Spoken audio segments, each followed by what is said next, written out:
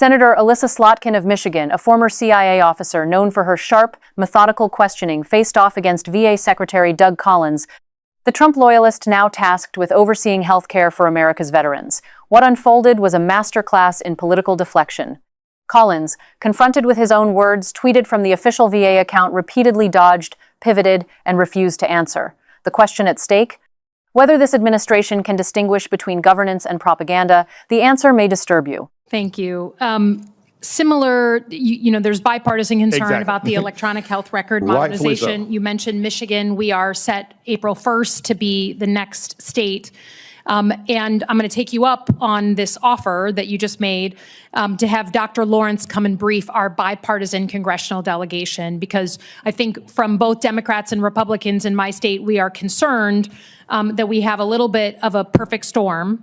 One, you decided to triple the number of locations that are going to go through modernization this year. So we feel like in Michigan, maybe we won't get the attention, that we need. And you're right, Washington was a disaster.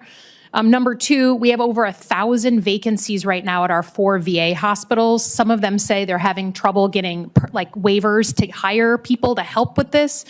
We need to speed that up. And then number three, we haven't seen you guys fully implement all of the VA's IG's recommendations. If I'm wrong about any of that, please just agree to have Dr. Lawrence come and brief our bipartisan delegation. That's all I want is permission to do that. Senator, I want to talk about other things. So if you're willing to have him come down, just tell me so, and we'll pepper him with questions. Okay. Set the date. Great. We will set the date sometime before April 1st. Also, can I do say one thing? I'll make it quick, I promise. OIG reports and recommendations were based on a screwed up, backwards system that is not in place anymore. So anything that's referenced to the OIG report, in all fairness, is like looking at a 1945 novel and not describing it. That's fine. I just want us to have Democrats and Republicans from Michigan be able to ask questions to the guy who owns the transfer, okay? Now, I want to turn to the topic my colleagues have been talking about, which is Alex Perez, your employee, the ICU nurse who was killed over the weekend by Border Patrol. You said in your opening statement that you weren't able to engage on this topic, but you did engage on this topic. It took you 30 hours to put something out on Twitter about his death. First, you put out something with penguins in Greenland, but then you put out a statement that said, quote, "Such tragedies are unfortunately happening in Minnesota because state and local officials' refusal to cooperate with the federal government to enforce the law and deport dangerous illegal criminals." Was Alex Perez's death the result of the mayor of Minneapolis or the governor of Minnesota? Alex Perez's death was a tragedy, as I've stated, and I will continue to stand by that statement. Okay, but you put it out under official VA Twitter, right? This wasn't like your personal opinion. You weighed in and said why he died. And let me just ask, right? He was your employee. You know that people who work for the VA can't just walk in. They're vetted. They're properly vetted. We had other cabinet officials call him a domestic terrorist and an assassin. Based on your access to the information you have in the VA and in front of 460,000 VA employees, was this man, in your estimation, a domestic terrorist or an assassin? What I have said about this as being a tragedy, I will continue to say, and I'm not going to make a characterization on something someone else said. It's not. You said that it was the result of local officials blocking their access. You said it. It's not someone else. So if you can't say I made no characterization about Mr. Perez. You said that his death was the result of, quote, state and local officials' refusal to cooperate with the federal government. Not my words, yours.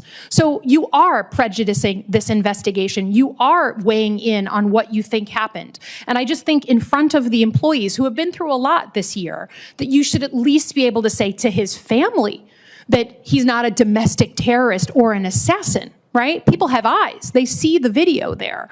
And I think we owe him more than that. But to say that you can't engage on it, to say that now that Donald Trump has told the cabinet that now it's okay to have an independent investigation, and all, Secretary Noem and Stephen Miller have to walk back what they've said about this poor man in front of his family. Now I think you can admit that you joined them in prejudicing the investigation of your own employee. And now, can I ask, I understand there was some sort of memorial event yesterday that was held at the VA in Minnesota. Can you say clearly that neither you nor your senior officials tried to stop that memorial from happening? We did not. Okay, because there's an email circulating online right now that says that they were told not to have the memorial and the people went ahead anyways. So I hope that when this email comes out, there's not any of you sitting at this table who had anything to do with the fact that they wouldn't be able to celebrate the life of a man who was killed. Can you speak to that? I can. I've seen the email. That email did not originate from my office or anybody sitting at this table's office. That came from a leadership official in Minneapolis.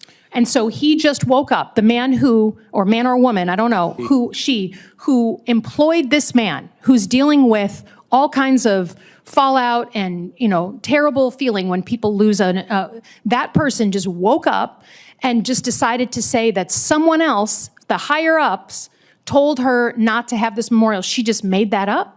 I don't know that she made it up, but I can't tell you what her perception of anything was. But what I can say is that we have been supportive in an appropriate time to be able to have a period for their employees to memorialize Alex Perez. And they did that yesterday with almost 400 people. Well, I hope at noon, which was scheduled. You see how it takes a suspension of disbelief to believe that the woman who is the supervisor of this poor man said that higher ups told her that she couldn't have a memorial. It seems a little hard to believe, but I yield my time. I'm done. Senator Banks. Alex Perez was a VA employee, an ICU nurse who dedicated his career to caring for America's veterans. He was vetted, he was trusted, he passed every background check this government requires. And yet, within hours of his death at the hands of federal agents, cabinet officials labeled him a domestic terrorist and an assassin. Secretary Collins, his own boss, took to the official VA Twitter account not to defend him, not to demand answers, but to blame Minnesota Democrats. Let's be clear about what happened in that hearing room. Senator Slotkin asked a simple question. Was Alex Perez a domestic terrorist? Secretary Collins, the man responsible for 460,000 VA employees, refused to answer. He called the death a tragedy, the same word you'd use for a car accident, for a hurricane, for anything that absolves human responsibility. But here's what makes this moment so revealing. Collins claimed he couldn't engage on the topic because of the ongoing investigation.